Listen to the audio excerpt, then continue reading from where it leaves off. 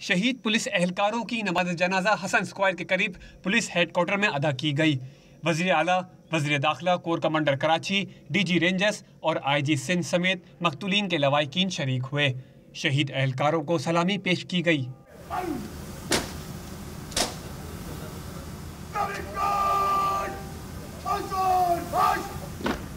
शहीदों की मैयतें तदफीन के लिए आबाई इलाकों को रवाना कर दी गईं।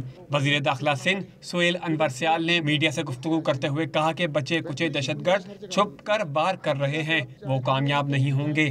पोलियो वाली हमारी मुहिम चल रही है, ये बंद नहीं होगी, इंशाल्लाह ये चलेगी। कल हम मजीद वहाँ पे सिक्योरिटी सख्त करके उनको ये मुहिम चलाएंगे। आईजी सिंध ने मीडिया को बताया कि पुलिस एहलकारों को निशाना बनाने वाले ग्रुप की शनाख्त हो गई है। जल्द ही मुल्जिमान कानून की गिरफ्त में होंगे।